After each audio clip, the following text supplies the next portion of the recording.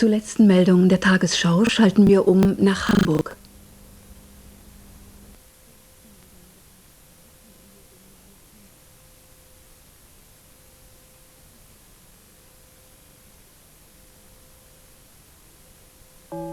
Zum Programmschluss der Tagesschau. Guten Abend, meine Damen und Herren. Die belgische Regierung hat mehrere Diplomaten aus Ostblockländern des Landes verwiesen. Außenminister Tindemans erklärte in Brüssel, es handele sich dabei um Arbeiter von Botschaften, die unter dem Verdacht der Wirtschaftsspionage gestanden hätten. Tindemans sagte allerdings nicht, wie viele Diplomaten ausgewiesen wurden und welchen Ländern des Ostblocks sie angehören. Ein hoher Beamter des belgischen Außenministeriums wurde festgenommen. Der Mann war Direktor einer Abteilung, die für die Beziehungen Belgiens mit den osteuropäischen Ländern zuständig ist. Die Sowjetunion hat erstmals zum Polenbesuch von Papst Johannes Paul II. Im Juni Stellung genommen. Der Leiter der Abteilung für Auslandsinformation im Zentralkomitee der sowjetischen Partei, Samjatin, übte dabei scharfe Kritik an der Papstreise. Im Moskauer Fernsehen sagte Samjatin, der Papst habe die katholische Kirche in Polen in ihrer Opposition zum Sozialismus bestärkt.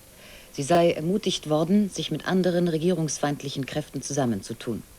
In einigen Ortschaften Polens, so Samjatin, würden die Gottesdienste dazu benutzt, die Bevölkerung zur Rebellion gegen die Regierung anzuhalten.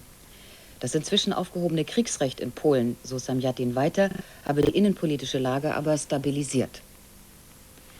Die Warschauer Behörden haben jetzt auch den Schriftstellerverband des Landes aufgelöst. Er war eine der letzten parteiunabhängigen Organisationen in Polen. In der Begründung für das Verbot heißt es unter anderem, der Verband habe sich nur unzureichend von seinen regierungsfeindlichen Mitgliedern distanziert. Der Präsident des afrikanischen Landes Zaire, Mobutu, hat heute die Truppen seines Landes besucht, die gegenwärtig im Tschad stationiert sind.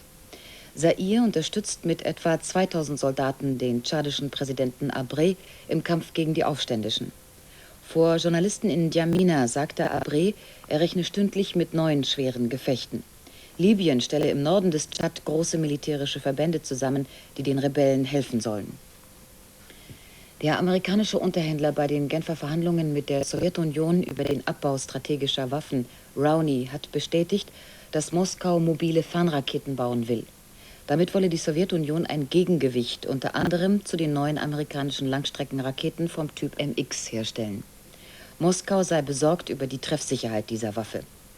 In Washington sieht man den Plänen Moskaus allerdings gelassen entgegen. Die mobilen Raketen, so ein hoher Regierungsbeamter, hätten weniger Sprengköpfe und somit auch eine geringere Zielgenauigkeit. Der parlamentarische Geschäftsführer der Grünen im Bundestag, Fischer, hat seine Partei davor gewarnt, bei den für den Herbst geplanten Protestaktionen gegen die mögliche Aufstellung neuer Atomraketen vom Grundsatz der Gewaltfreiheit abzurücken. Im Sender Freies Berlin wies Fischer darauf hin, dass der Verzicht auf Gewalt bei Demonstrationen im Parteiprogramm der Grünen stehe. Es wäre eine Katastrophe, so Fischer wörtlich, wenn die Grünen da irgendwo wackelten. Die hessischen Christdemokraten streben nach den Worten ihres Spitzenkandidaten Wallmann im Anschluss an die Landtagswahl am 25. September eine Koalition mit der FDP an. Auf dem Landesparteitag in Marburg lehnte der Frankfurter Oberbürgermeister aber auch ein Bündnis mit der gegenwärtig regierenden SPD nicht ab.